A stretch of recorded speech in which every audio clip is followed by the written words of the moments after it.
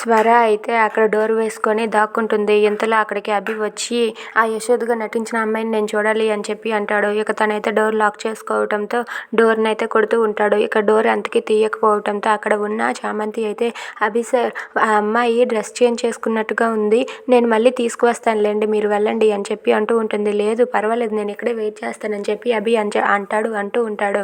ఇక చామంతి అయితే ఆ మాట విని ఒక్కసారిగా షాక్ అయిపోతుంది.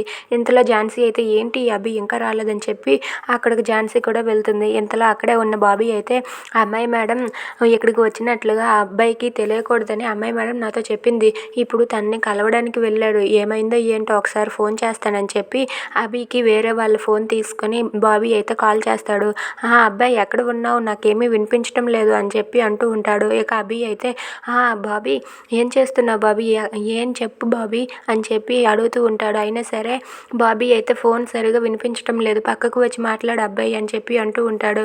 అది విని అక్కడ ఉన్న అభి అయితే పక్కకు వెళ్ళి ఫోన్ మాట్లాడడం కోసం అని చెప్పి పక్కకు వెళ్తూ ఉంటాడు.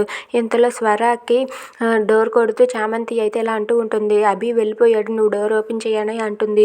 ఇంతలో అక్కడ ఉన్న స్వర డోర్ ఓపెన్ చేసి బయటకు వచ్చేసరికి అక్కడ ఉన్న ఝాన్సీని చూసి ఒక్కసారిగా షాక్ అయిపోతుంది.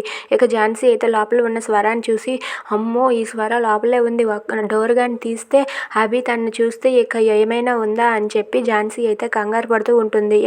ఇక అక్కడ ఝాన్సీ రావడంతో అక్కడ ఉన్న చామంతి స్వర వాళ్ళిద్దరూ కూడా ఒక్కసారిగా షాక్ అయిపోతారు. If you like this video please subscribe.